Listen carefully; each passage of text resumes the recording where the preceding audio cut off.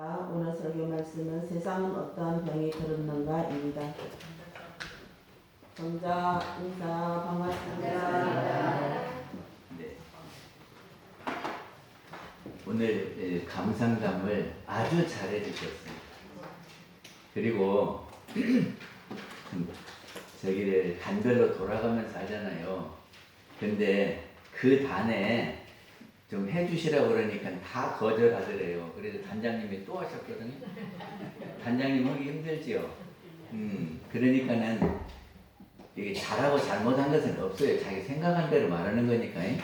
그러니까 단장 애 태우지 마시고 하라는 놈은 좀 해주시면 좋겠어요. 그리고 내용이 아주 좋아요.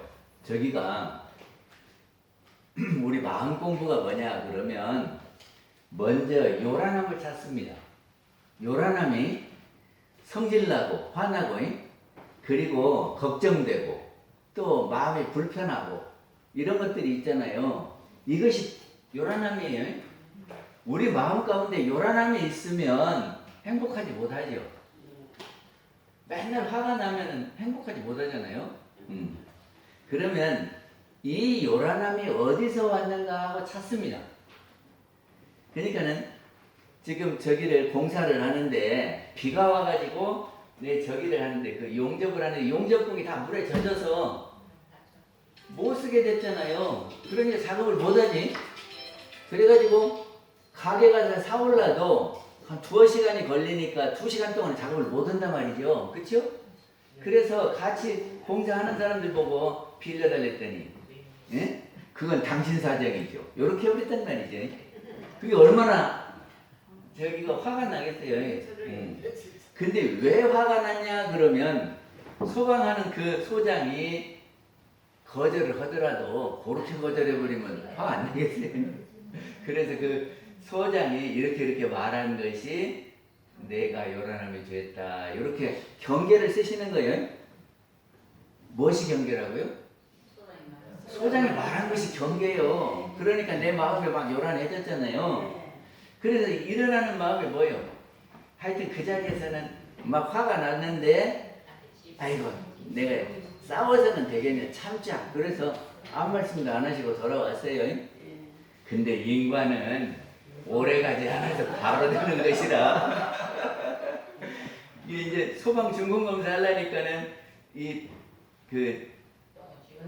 철문 방화문을 해야 되는가 보죠. 그런데 이제 그걸 또 이쪽에다 부탁할 입장이 되니까 그것도 당신 사정이죠. 우리 꼭 그렇게 해야죠. 그런데 그 사람이 알아듣고 난 뒤에는 또 그거를 해줬다 그러지 않습니까? 그러니까 마음 작용을 잘 하셨습니까? 못 하셨습니까? 우리 교당 다니까 다 그렇게 용신법을 쓰는 거죠.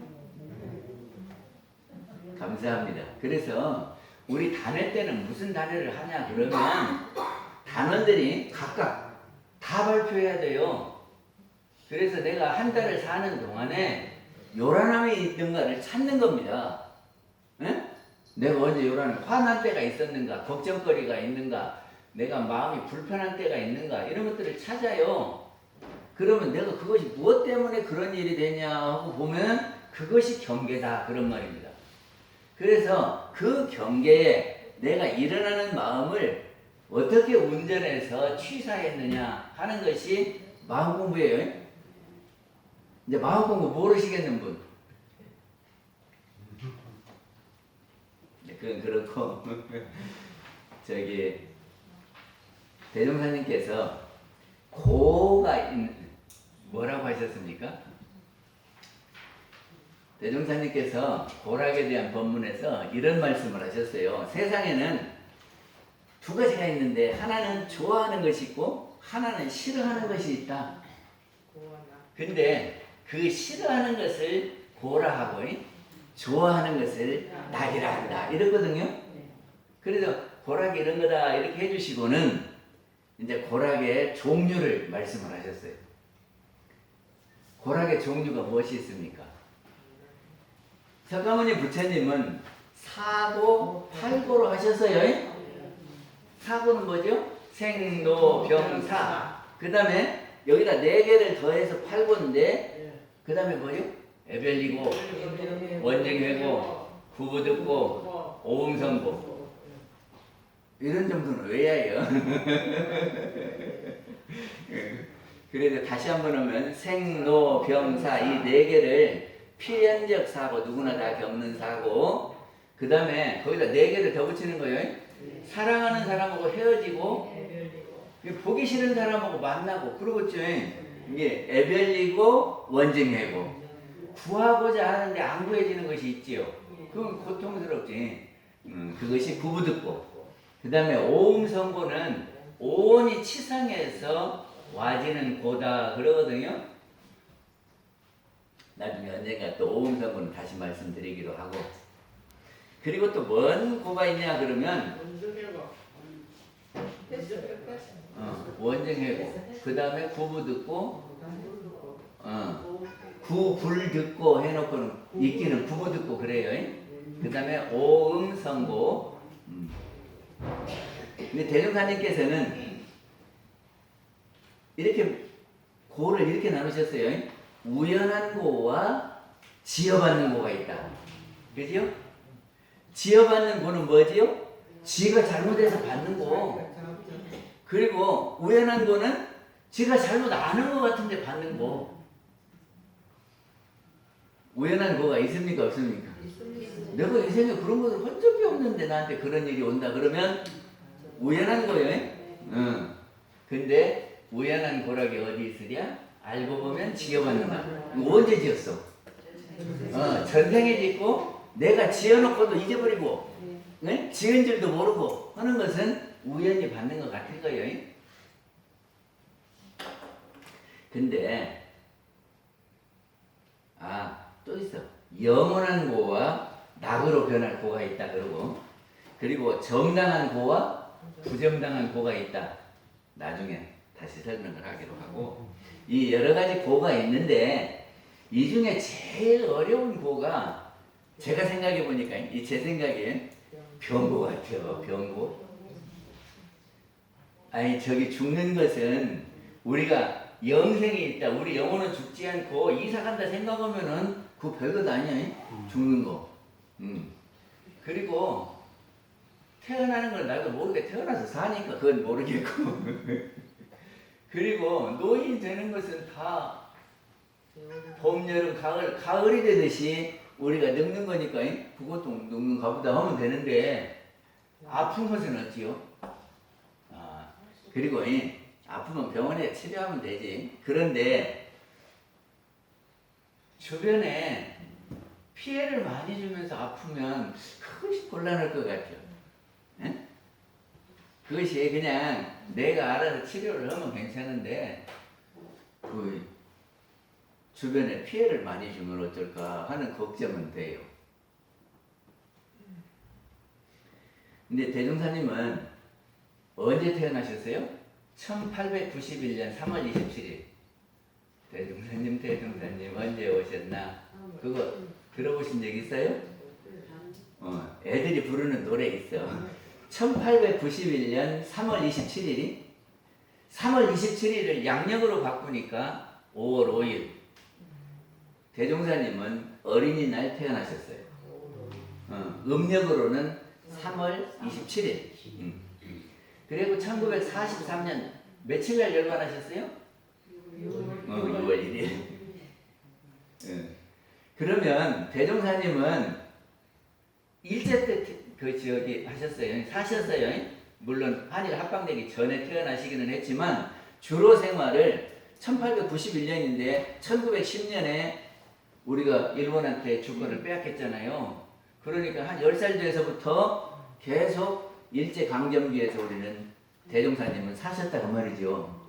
그리고 사신 데가 어디냐 그러면 영광이잖아요. 촌이요. 이게 그 촌인데 대종사님께서 뭐라고 했냐면 물질이 개벽된다 그러셨단 말이죠. 그때는요 비행기 보기가 힘들었어요. 저 어릴 때도 저 어릴 때도 비행기가 우리가 막 이렇게 바라봤어요. 비행기 보기 어려워서. 그리고 가까이 본 적은 없어요. 그런데 저보다 훨씬 오래전에 대종사님은 보셨거든요. 그리고 대종사님 당시 때는 포장된 길이 없었어요. 다 자갈길이요. 근데 그때 대종사님이 뭐라고 하시냐면은 앞으로는 신발에 흙 한번 치고 다닐 거다 그러셨다네. 흙을 한번 치고 다닐 거다. 근데 요새 다 포장돼갖고 흙발로 일이 없더만. 그치요? 근데 그때 포장된 데 한 군데 없는데 대종사님 그 말씀 하셨어요? 그리고 너희들은 다 비행기 타고 다닐 거다. 이러셨어요. 근데 비행기 보기도 어려운데 그 시절에 대종사님은 너희들은 비행기 타고 다닌다. 근데 요새 비행기 다 타고 다니잖아요. 그러면서 대종사님은 물질 개벽을 예견하셨습니다. 그러면서 물질이 개벽되니까 하루가 다르게 물질이 변화하고 있지 않습니까? 아니 스마트폰도 막 1년 단위로 막 새로운 것이 나와가지고 한참 지내면 새로운 것은 모르겠어요. 그렇죠?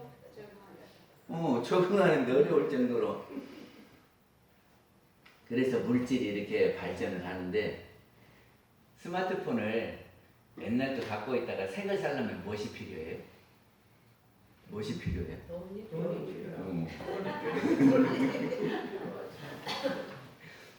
돈이 필요해요. 그러니까는 이 사회생활을 하는 데 있어서는 물질이 필요하고, 그래서 물질을 구하려면 돈이 필요하다 그 말이죠. 그래서 돈의 가치, 물질의 가치가 아주 막 올라가요. 그러니까는 어떤 것이 문제가 되냐 그러면 우리가 아들들을 키울 때, 우리가 아들 낳아서 키울 때 형제를 낳았다고 쳐요. 그러면 이 형제간에 맨날 쌈박질하고 그냥 뚜드러 패고 하면 좋아요. 아니면 형이 아우를 챙기고 아우가 형을 챙기고 서로 사이좋게 그러면서 어디 가도 손잡고 가는 것이 좋아요. 그러지. 그런 것 보고 윤기다 그래. 윤기. 형제 간의 윤기, 부모와 자식 간의 윤기, 그리고 친구 간에 이렇게 서로 우정은 정의. 이게 윤기와 정의가 물질적 가치가 높아지니까 이것이 땅에 떨어져 버렸다 그 말이죠.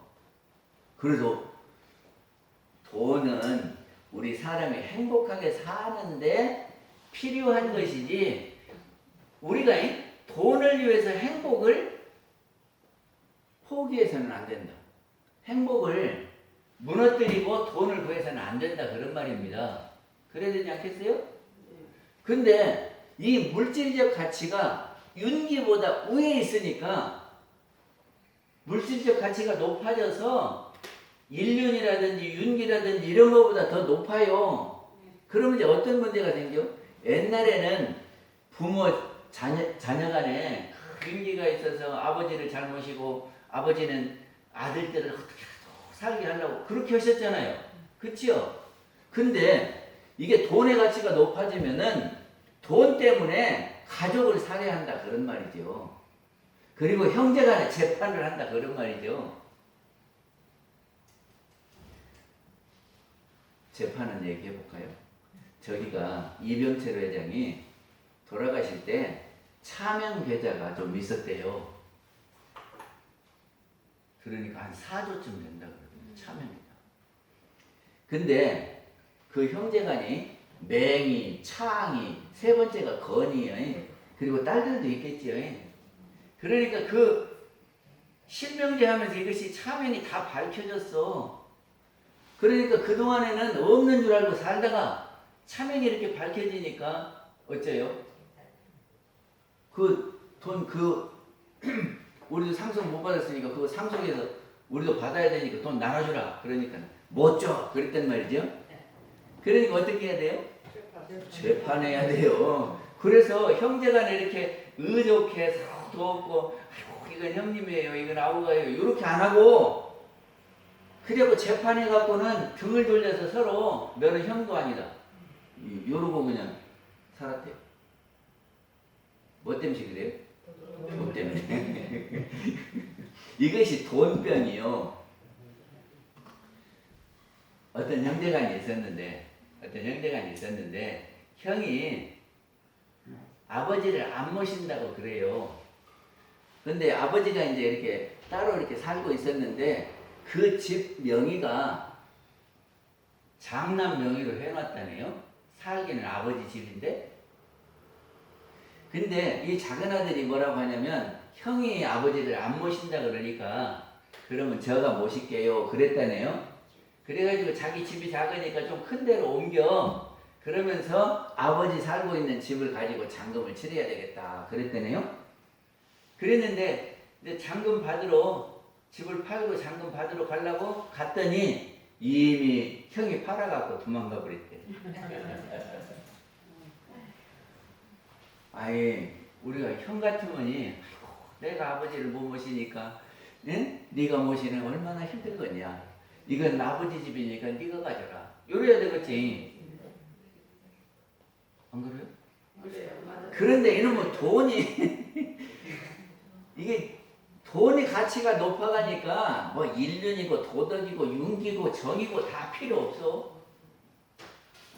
그러면 세상이 편안하겠습니까? 괴롭겠습니까? 이것이 돈병이요. 두 번째는 원망의 병이다 그럽니다. 원망을 우리가 언제 많이 하냐 그러면 남들이 나를 도와주잖아요. 그건 당연한 거예요. 그리고 내가 남을 도와주잖아요. 그건 대단한 거예요. 그래서 내가 이렇게 훌륭한 일을 했다고 그런단 말이죠. 그리고 또 내가 다른 사람한테 잘못한 것은 그럴 수도 있는 거예요. 그런데 다른 사람이 나한테 잘못하면 지가 그럴 수가 있느냐고 그러죠. 그러니까 원망하는 거예요. 그거를 요새 사람들이 내로남불 그러더만. 내로남불이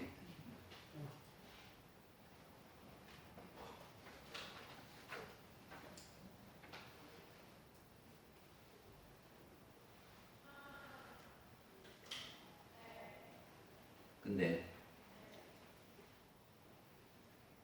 이 원망이 어디서 오냐 하고 그 근원을 찾아보니까 우리 마음은 어디에서 나와요? 마음의 출발점은 어디요?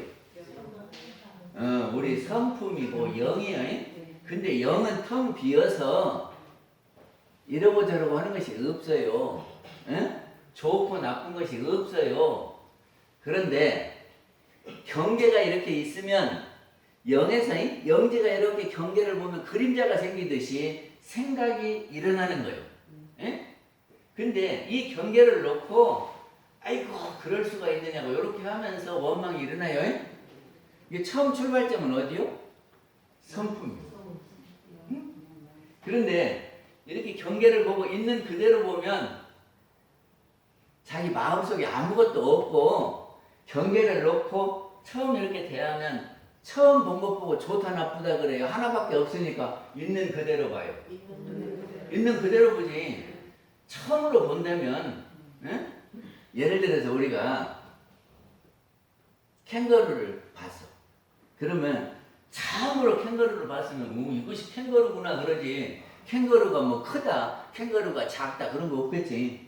그것이 있는 그대로 보는 거예요. 근데 우리는 왜 거기서 원망이 생기냐 그러면 우리가 과거에 보았던 것이 있습니다. 들어보고 배운 것이 있습니다. 그거를 우리 마음속에다 저장을 해놔요. 이게 저장해 놓은 것이 그 볼 때에 같이 나와서 이렇게 봐. 그러면 옛날에 내가 본 캥거루는 이만했는데 이건 이만하네. 와, 큰 캥거루네. 이러는 거 아니요? 그러니까 자기 마음속에 어떤 마음이 있으면 이 경계를 볼 때에 그것이 이렇게 쏙 나와서 함께 보니까 원망생활이 나온다니까. 인도네시아가 있잖아요. 인도네시아가 옛날에 행복지수를 조사하니까 아주 높았대요. 아주 높았대. 그런데 요새 핸드폰이 생기고 저기가 TV가 있고 그래서 이제 외국을 이렇게 다니고 그러면서 외국 가보니까 인도네시아보다 잘 사는 나라가 엄청 많은 거예요. 그러니까 이제 그때부터는 왜 우리는 아파트도 이렇게 짓냐, 왜 길도 이렇게 뚫냐, 차는 이러냐, 이게 모든 것이 다 원망이었대요. 그러니까는 처음에 모를 때는 그냥 이런 것이다 하고 행복하게 살았는데 알고 나니까 속에 보고 들은 것이 있으니까 이제 이놈이 같이 작용을 하니까 이것도 불평, 이것도 불평, 이것도 원망, 이것도 다 그랬대네요.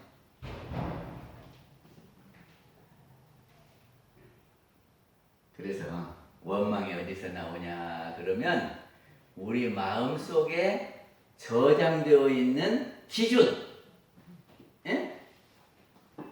그리고 우리 마음속에 이렇게 닮아 있는 욕심, 이런 것들이 다 자리 잡고 있어서 함께 이렇게 나오면 원망이 생긴다 그러는 겁니다.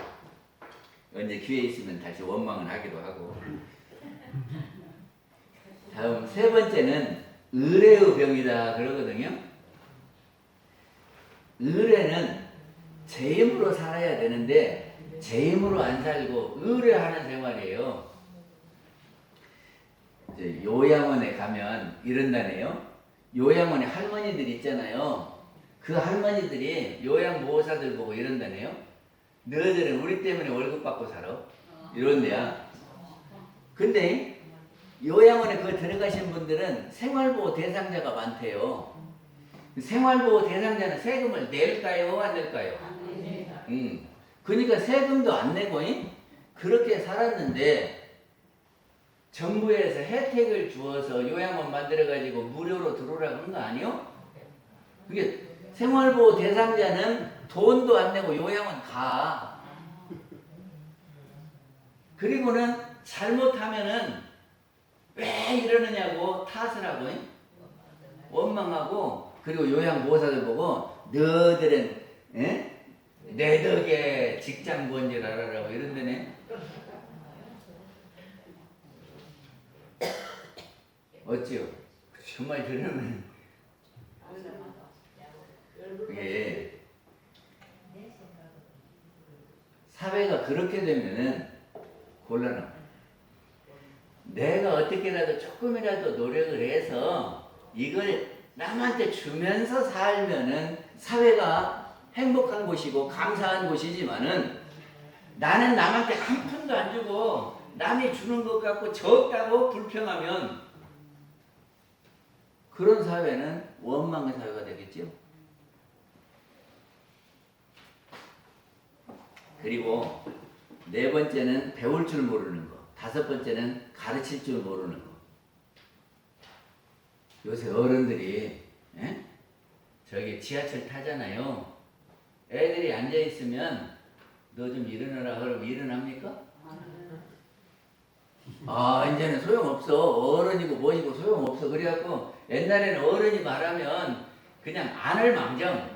아이고 잘못했습니다. 뭐 미안합니다. 이렇게 했는데 지금은 안 해요. 이렇게 쳐다보고 이 아줌마가 왜 그래 이런다는 말이지.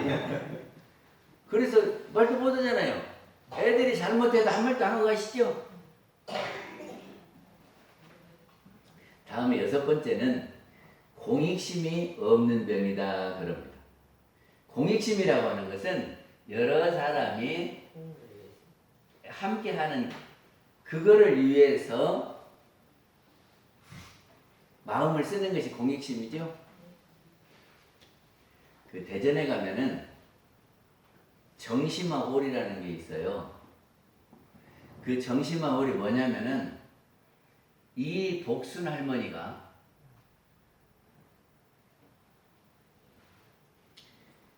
저기에서 홍성분이요. 충남 홍성. 거기에서 1914년에 태어났어요. 그리고 거기서 이제 결혼해서 사는데 34살에 남편이 돌아가셔버렸어.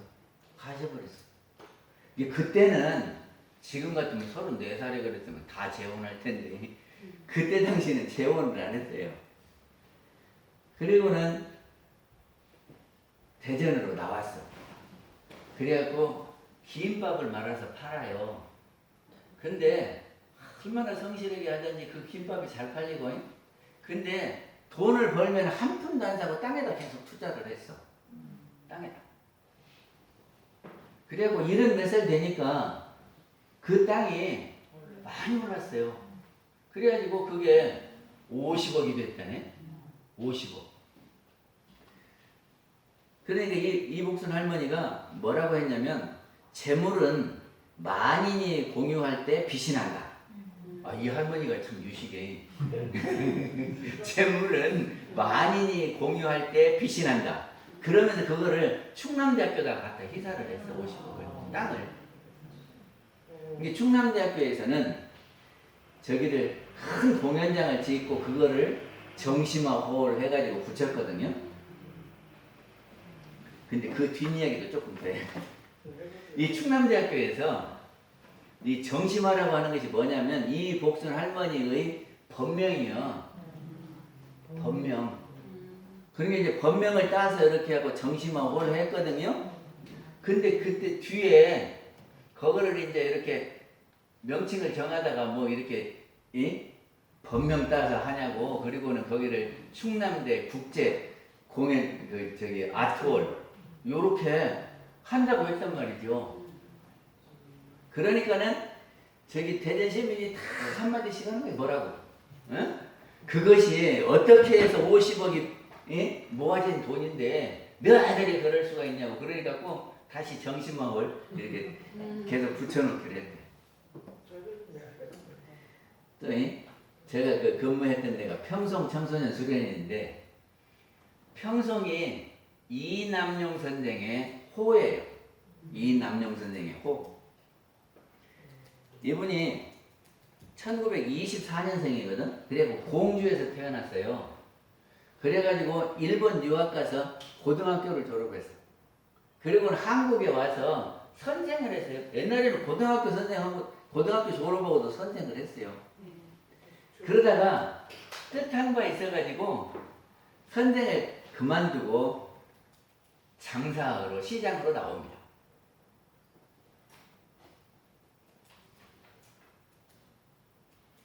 그리고 1955년도에 선생을 그만두고 장사하러 나와서 이제 도매에 눈을 떠가지고 뭘 만들었냐면 충남 슈퍼마켓을 했어요.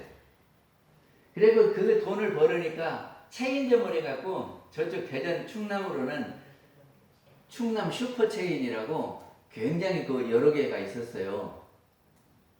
그리고 돈을 벌으니까 그 중에 1990년에 30억 원을 대전시에다 갖다 주면서 청소년을 위해서 좀 써달라. 그러니까는 대전시에서 평송 청소년 수련원을 지었어요. 지금도 둔산에 가면 이렇게 생긴 집이 있어요. 아주 커요. 그리고 그 평송, 그 이남용 선생님 호를 따서 평송 청소년 수련원 이렇게 했거든요. 그러니까 이렇게 여러 사람을 위해서 마음을 쓰는 것이 공익심이고, 공익심이 많으면 우리들이 흐뭇하지요. 아이고, 참 좋은 일 했네. 그 사람 때문에 여러 사람이 혜택을 받네. 이러면 사회가 좋겠습니까? 나쁘겠습니까?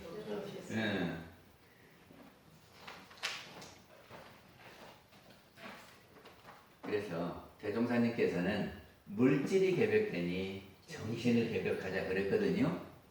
그래서 지금 물질은 세상 사람들이 다 물질에 관심 갖고 뛰어들으니까 발전해요. 발전해. 엄청나게 빠른 속도로 발전해요. 근데 지금 그것만 갖고는 행복하지 않다 그 말이죠. 물질만 갖고는 행복하지 않아요.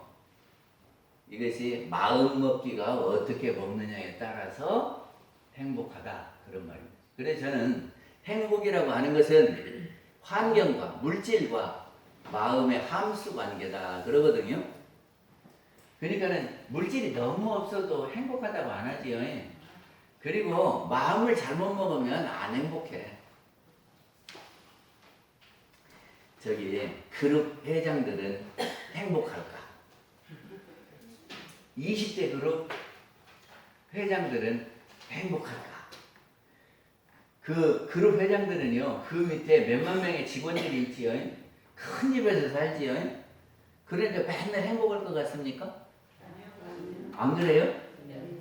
저기를 정권이 바뀔 때마다 그 권력에 갖다 줄 수밖에 없다네.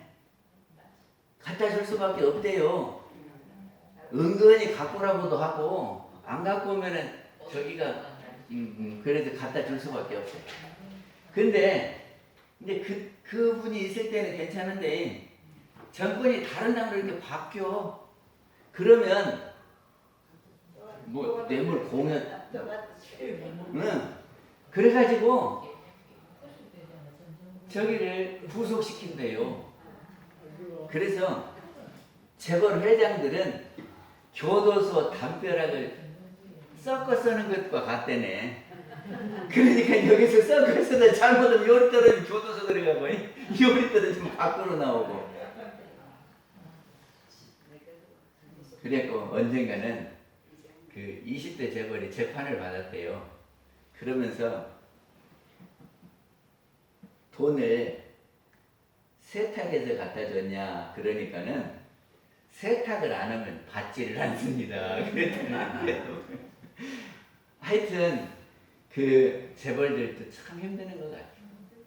저도 이제 평성 수련을 운영할 때 해보니까 이것이 이제 수입이 충분하면 괜찮은데 수영장이 안 되고 이렇게 무엇이 안 되고 그러면 인건비는 나가야 되잖아요. 그러면 직원들이 인건비 안 받고 가만히 있는 줄 압니까? 노동청에 가. 그래가지고는 고발을 해요. 그러면 노동청에서 불러. 이거는 임금은 줘야 되는데 왜 안 주냐고. 그러니까는 그 돈 벌고 돈 많은 사람들이 걱정이 없는 것이 아닌 거예요. 그래서 하여튼 돈도 문제지만 우리가 마음 먹기를 어떻게 먹느냐. 그래서 이 윤리와 도덕 이렇게 서로 도와주고 용기가 건네고 좀 그런 사회가 이 행복한 사회가 아닌가 생각을 해봅니다. 마치겠습니다. 감사합니다. 성가 시간입니다. 180장 영산의 외 인연입니다.